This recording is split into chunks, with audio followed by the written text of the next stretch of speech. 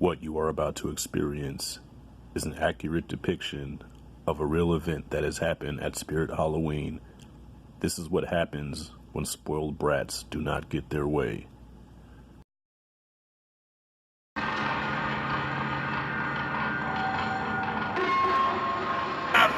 right up here. You'll nice, very dangerous. Help me. Come here.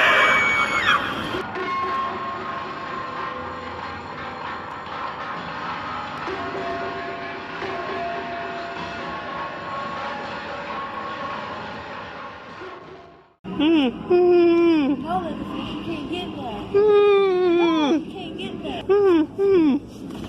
No, Leatherface, you can't get that. No. Leatherface, eat that.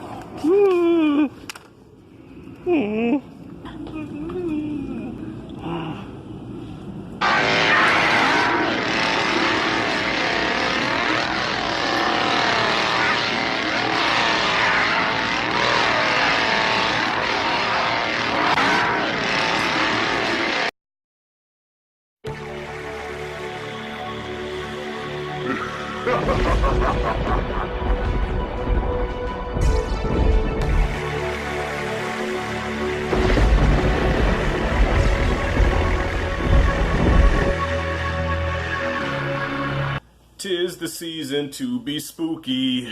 It's that time. Halloween is here. We're about midway through the month and I haven't reviewed any horror movies yet, man. Shame on me. So, hey, this is my first one. Had to change my backdrop a little bit. Let's get into this shit. The Texas Chainsaw Massacre. This movie, it took me up until, I think I didn't watch this for the first time until I was like 15. Because every time I saw it in the video store, I went the other way. Parts 1 and 2, I didn't see either one of them. I finally got the balls as a teenager to watch this first one. I said, okay, I'm a little older now, got some muscle on me, you know what I'm saying? Got a little mustache coming in. Leatherface ain't got shit on me. Yeah. I watched it and that movie fucked me up. So a brief synopsis, the Texas Chainsaw Massacre follows these 5 youths. 2 of them are siblings, one of them is in a wheelchair. I think his name was, whatever. Yeah, one of them's in the wheelchair, then the other one, the sister, she's, okay, whatever. Anyways, these 5 youths are going to see their grandfather's gravesite because the beginning of the movie starts out with a narration of these graves that were being dug up and fucked with, and they want to make sure that their grandfather's grave is still intact. On the way there, they run into this this person who used to work at a butcher, all right? And he gives them the rundown on how to make head cheese. They find out he's crazy. He flips out, cuts himself, jets, and then they go into this weird-ass town, which, okay, first of all, okay, fuck this whole synopsis, okay? All right, it's basically the average slasher film. Shot on an extremely low budget. This movie had a budget of, I think, $30,000 or something. Not $30,000, but like $300,000, way less than $1 million.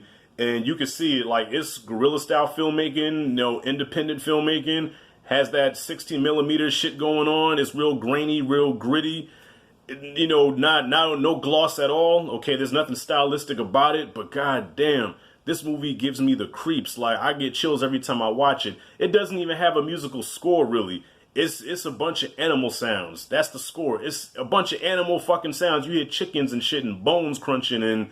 oh, it's just like, even just talking about it, I got goosebumps. Now let's address the real star of the movie is Leatherface. This is the first time we see Leatherface. Many credit Psycho as being the OG slasher film, which it is, but Texas Chainsaw Massacre was the beginning of the modern day slasher. After Leatherface, then we got the Michael Myers, the Jason Voorhees, the Freddy Kruegers and shit, you know. But Leatherface is the OG when it comes to those guys, okay? Everybody likes to credit, you know, either Psycho as being the OG slasher film, Michael Myers as being the... Nah, it started with Leatherface, okay? Texas Chainsaw Massacre. Not a really big body count in this movie. I think only like 5 people died total, and that's including the, well, shit, if you haven't seen it, I don't want to spoil it, but there's only 5 deaths in this movie, and to today's standards, with the bloodiness of the movies now, it's not really bloody at all, to be honest with you. And I think only 1 person dies by the chainsaw. And you're like, what's called Texas Chainsaw Massacre? 1 person died by a chainsaw? Yeah. But this movie was made so well. It is so creepy. The family, the cannibal family, which consists of Leatherface, the grandpa, the two brothers, you know, okay. Like I said, I'm trying not to go into spoilers because I'm assuming some people did not see this movie. But yeah, there's a particular scene where they're eating dinner, and the scene kind of draws out, and you would figure it would be annoying. In some ways it is, but it's almost like it was a nightmare come to life.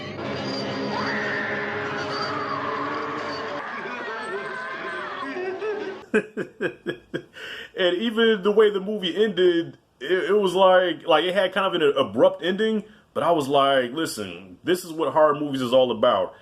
I like to watch a horror movie that can scare me, and this shit scares me. Not a lot of blood at all, really, but there are some gruesome deaths. It's like, okay, the shit, it's almost like that thing where it's what you don't see that really scares you. Kind of like how Jaws, where you really didn't see the shark that much in Jaws, but it still scared the fuck out of you. With this movie, you don't see everything that happens as far as the deaths go, but it's just that it almost leaves up to your imagination how gory